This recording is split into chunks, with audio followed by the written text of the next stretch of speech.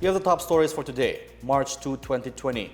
Malacanang vows to step up efforts to contain COVID-19 as the disease threat reaches its highest risk level. The PNP acquires almost 3 billion pesos worth of helicopters and other new equipment. Malacanang says the reports of a new military pact between the Philippines and the U.S. has no approval from President Duterte. And the Tourism Department postpones its nationwide mall sale event in light of the COVID-19 threat.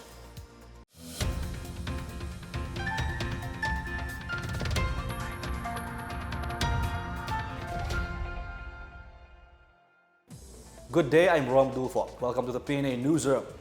Our top story, the World Health Organization or WHO has raised the risk assessment of coronavirus disease or COVID-19 to very high at a global level as nearly 50 countries report cases within their borders. Presidential spokesperson Sal Panelo says the government is ready to step up efforts to contain the pathogen. Panelo assured that the Interagency Task Force on Emerging Infectious Disease tasked to prevent the spread of the disease will act in response to the WHO's recommendations. He said the WHO has commended the Philippines' efforts in containing the virus. Currently, there is no existing case of new coronavirus in the Philippines since one of the 3 COVID-19 patients died, while the remaining 2 already recovered from the disease. Apart from the Philippines, countries who have not reported new cases of COVID-19 in the last 2 weeks are Belgium, Cambodia, Finland, India, Nepal, the Russian Federation, Sri Lanka, and Sweden.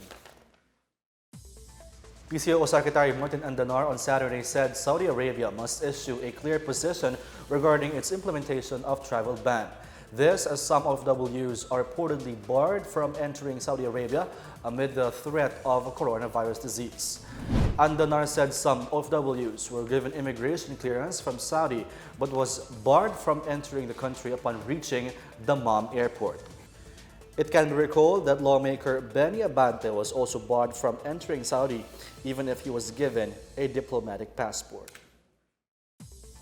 As cases of the coronavirus disease 2019 or COVID-19 continue to rise around the world, PCO Secretary Martin Andanar has reminded Filipinos to follow the protocols imposed by the Department of Health.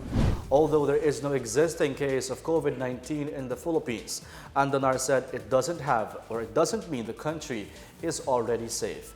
He reiterates that everyone should observe proper hygiene to avoid being infected with COVID-19.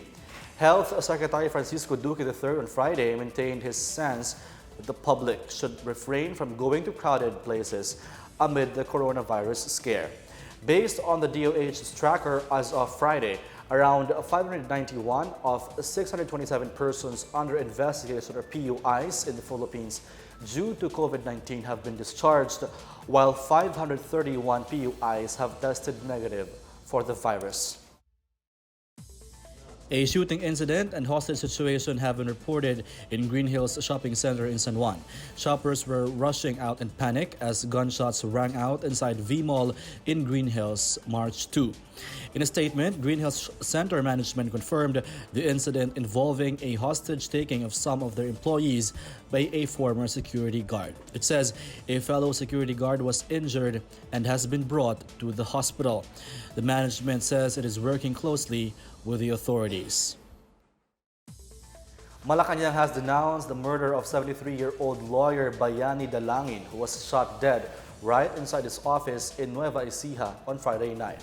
Police reports showed that Dalangin was with a client when he was attacked by a hooded gunman at around 7 p.m. Friday in Barangay Poblacion Sur, Talavera Town. The victim was rushed to Talavera General Hospital where he was declared dead. Presidential spokesperson Sal Panelo said Malacanang condemns the killing of Dalangin and will not tolerate any act of violence against any person.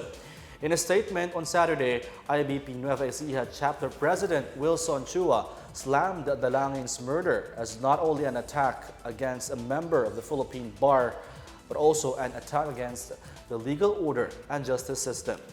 Dalangin is described as a law professor and a barrister of the Public Attorney's Office or PAO. He is the latest fatality in the series of attacks against judges, prosecutors, and lawyers in the country. Taguig launches a 700 million peso scholarship program, and a European accredited diploma is now available for those who want to migrate to Europe. More on these from Janice Cabin. Filipino-founded International School of Applied Social Sciences is offering courses that would serve as a platform for Filipino learners to be more competitive in the European job market and abroad. The school is offering diploma courses with 60 European credits. These are Diploma in International Service Management and Diploma in International Business Development. Meanwhile, Taguig is allocating 700 million pesos out of its 3 billion peso budget for education. This will continue Taguig's scholarship programs enjoyed by 55,000 college students and about 10,000 secondary school students. Launched in 2011, Taguig's comprehensive scholarship program has benefited more than 55,000 scholars in more than 200 colleges and universities. More than 8,000 scholars of the city are now degree holders, including 25 doctoral and 328 master's degree holders. In other news, the Catholic Bishops' Conference of the Philippines urged the faithful to minimize the use of gadgets and deeply reflect on the spirit of the Lenten season.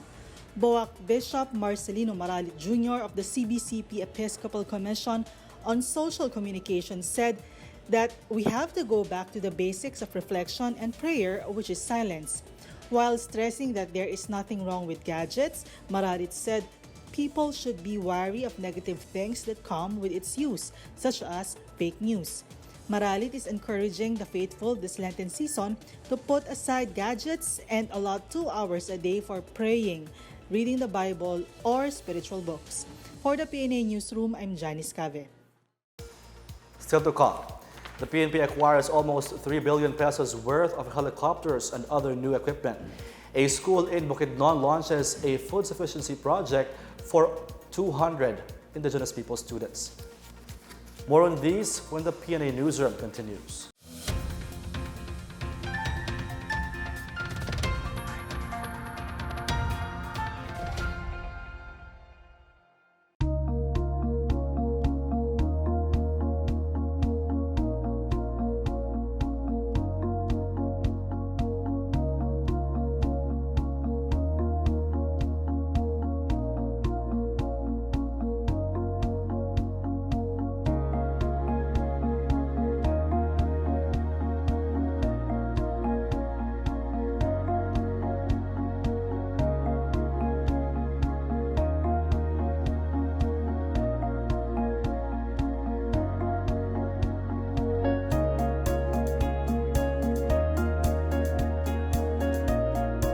Philippines right now, one of the bigger challenges we face as a nation is a communist insurgency that has lasted well over 5 decades.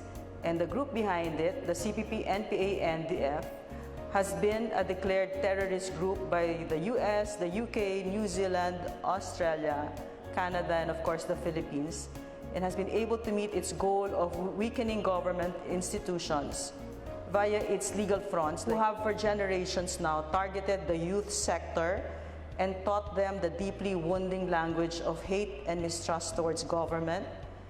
And hate, as we know, is another word for radicalization and extremism. The work we endeavor to do here, therefore, is of utmost importance.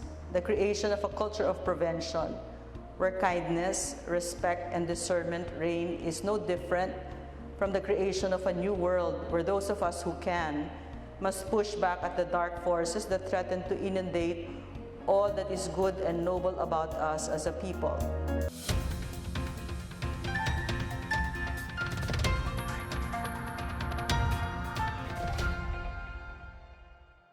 Almost 3 billion pesos worth of newly procured equipment is presented at Camp Krami Monday morning. PNP Chief Police General Archie Gamboa said the acquisition of the new assets is part of the police force's modernization program. He said these latest additions are part of the continuing effort of the PNP leadership and the national government to enhance the aerial assets, firepower, mobility, and tactical capabilities of PNP operating units. Students of the City University of Pasay have been warned against the recruitment activities of the New People's Army and the alleged deception of its allied militant organizations to the youth. Last Friday, the CUP Academe tied up with Hands Off Our Children to hold an information drive on how militant organizations led minors to join the NPA. Melvin Crisostomo, Dean of the CUP's Student Affairs Office, said the administration will protect its more than 5,000 students against the alleged wrong ideologies of militant organizations. He added the CUP will not allow communist fronts to recruit their students or tolerate activities that will entice them to enter armed rebellion. Meanwhile, Relisa Lucena of Hands Off Our Children said students have to understand the adverse effects of the communist ideologies on the youth. The League of Parents of the Philippines, or LPP, and Hands Off Our Children have been staging a series of information drives in universities and colleges to raise awareness on the recruitment of minors. The Presidential Task Force on Media Security, or PTFOMS, has called on the National Bureau of Investigation, or NBI, and the Philippine National Police to arrest Dante Tabusares, the alleged mastermind in the killing of Brigada News FM anchor Eduardo Dizon. This after presiding judge Henelinda Molina Diaz of Kidapawan Regional Trial Court Branch 61 ordered the arrest of Tabusares, alias Bong Encarnacion. PCOO Secretary Martin Andanar said the arrest of Tabusares is a testament to the commitment of the administration to upholding justice for all victims of violence against media workers. For his part, PTFOM's Executive Director and Undersecretary Joel C. Egco welcomed this battle won in the quest for justice. Dizon was killed in an ambush on July 10, 2019, just after his radio program. He was a former news anchor of Brigada News, Kidapawan City until 2018 and ran for councilor in the municipality of Makilala, North Cotabato in 2019. In business, a company has expressed interest to buy the manufacturing facility of Honda Cars Philippines in Santa Rosa, Laguna. Trade Chief Ramon Lopez said the company that inquired about HCPI's property is an existing firm here, but not necessarily in the automotive industry. He declined to name the company that is interested to take over HCPI's facility. Lopez, meantime, said the company would like to locate here for the expansion of their operation. HCPI will be closing its car assembly operation this month after announcing its rationalization plan for Asia and Oceania region. The factory in Laguna is producing Honda models BRV and City.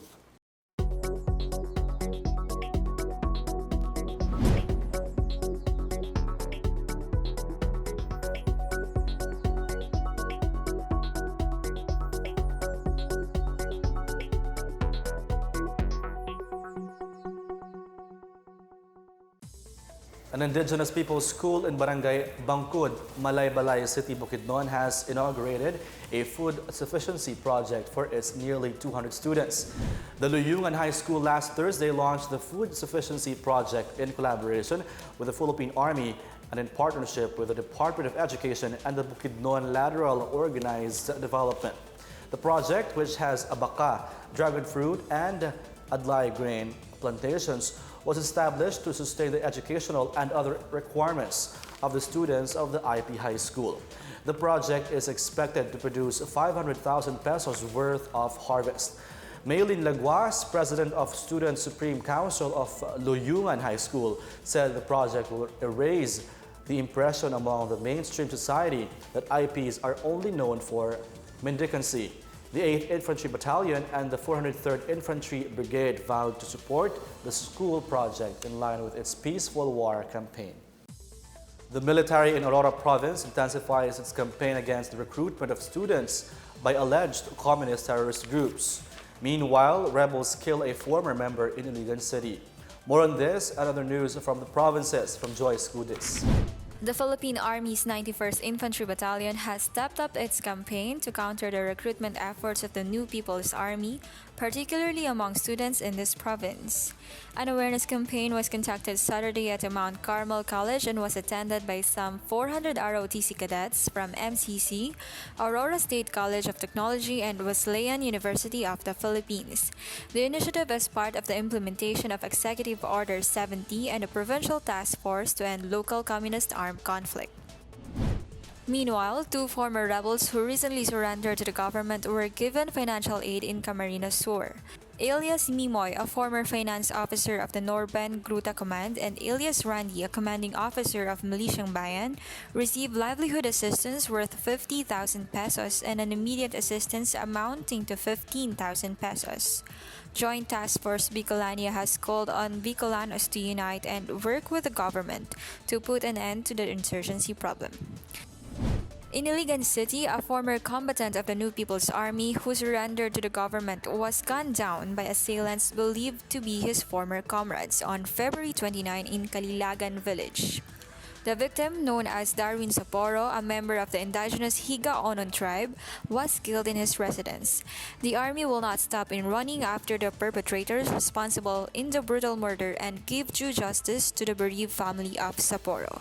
For the PNA Newsroom, I'm Joyce Goodies. Up next, Malacanang says the reports of a new military pact between the Philippines and the U.S. has no approval from President Duterte. The Tourism Department postpones its nationwide mall sale event in light of the COVID-19 threat. The PNA Newsroom returns after these reminders.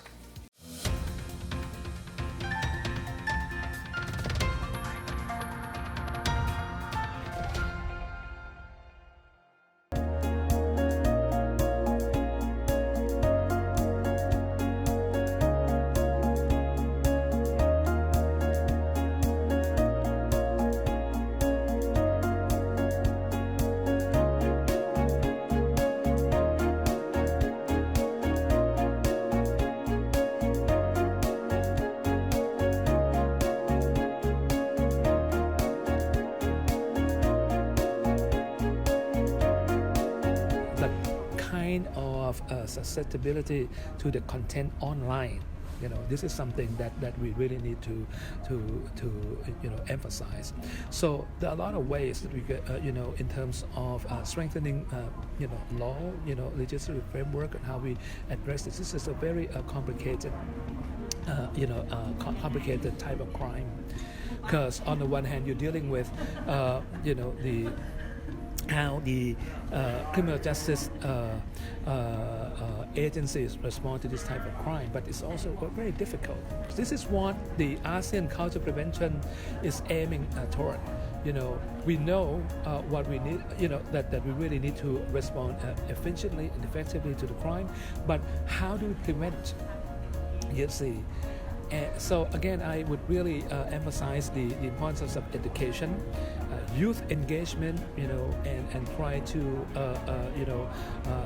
to the extent to which we could, how should I say, cross-fertilize the idea, through channels like, education, curriculum development, to be aware, media literacy.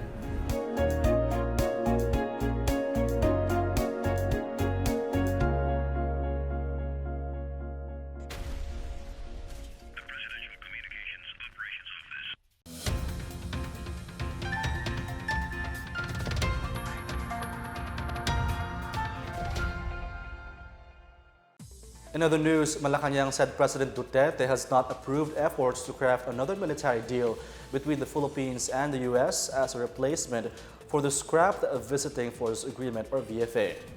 Presidential spokesperson Sal Panelo stressed that the president's stance on boosting the Philippines' defense capabilities without the help of other countries remains unchanged.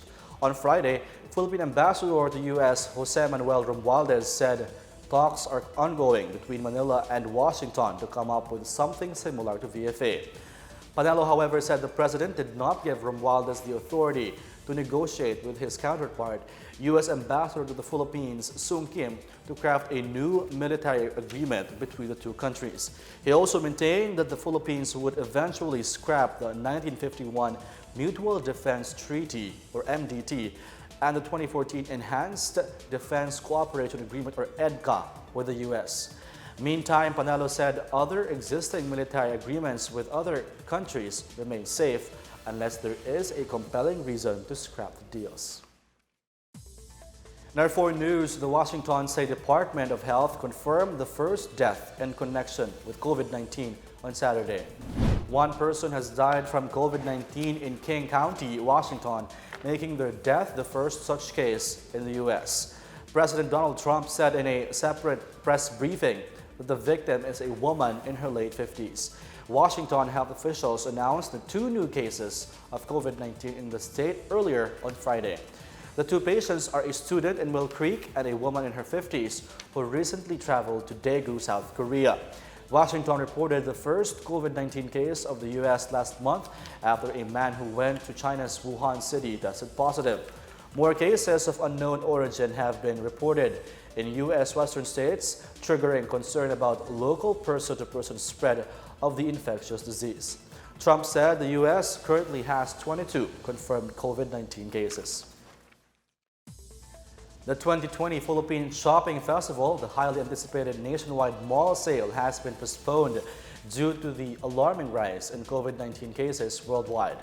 The event, billed as the Philippines' version of Singapore's Great Sale and Hong Kong's Summer Sale, was supposed to take place this March as part of the 2020 Philippine Shopping Festival. The Tourism Department on Saturday said it has coordinated with the mall establishments and cited their support for the decision to postpone the nationwide sale for the safety of customers. In a statement, Tourism Secretary Berna Romulo advised the public to maintain proper hygiene and follow guidelines to contain the spread of the virus. The department has yet to provide a target date for the event. A public elementary school in Ilocos Norte is leading the way in terms of healthy organic living. The school raises vegetables and livestock with organic and natural materials, making the farm sustainable and profitable. Laid Gabagani with the story. Inside the vast school compound of the Barong Elementary School is a 400 square meter mini farm which showcases diversified farming technology. On Friday, officials of the school's division of Ilocos Norte witnessed the official launching of the mini farm managed by the school, led by its principal Kaiser Luis Magna Jr., a farm hobbyist from Dingras Town. The farm houses organically grown lettuce in plastic mulch, spinach herbs, azolla plants contained in recycled containers, a mini fish pond, and an array of vermi beds. At the back of the school is a livestock farm where learners feed and collect eggs of free-range chicken and geese. The school also tends to an odorless piggery, making use of rice hull mixed with soil. Magnus says he had envisioned the school to have a safe environment and be a school of agriculture, entrepreneurship, technology, and tourism. He said the organic farm, which is now sustaining the needs of the school, is a product of collaboration of various stakeholders of the school. According to Magno, the program serves a lot of purpose. First, it is an avenue for pupils to hone their skills in experiential learning, a source of chemical-free and nutrient-rich vegetables which the school uses for its feeding program. It is also a way to develop strong bond between the school and the community and eventually to inspire everyone to live an organic lifestyle, not only for a healthy living but for a sustainable environment. For the PNA Newsroom, I'm Laid Gabagani. A magnitude 5.5 earthquake hit Leyte municipality and nearby areas in Leyte province early Monday morning. The Philippine Institute of Volcanology and Seismology, or PHIVOLCS, said the epicenter was spotted about 8 kilometers northwest of Leyte with a depth of 9 kilometers and tectonic in nature. Intensity 5 was felt in Leyte, Cananga, Capoocan, and Pastrana, Leyte, as well as Tacloban City and Ormoc City. Intensity 4 was recorded in Palo, Dulag, Babatngon, Alang-Alang, and Palumpon, Leyte, also in Mandawi City and Cebu City, Naval in Biliran Province, Ormoc City, and Borongan City. Intensity 3 was felt in Lapu-Lapu City and Lawaan, Eastern Samar. Intensity 2 was felt in Bago City, while Intensity 1 was felt in Masbate City and Rojas City. PHIVOLCS expects aftershocks and damage following the earthquake.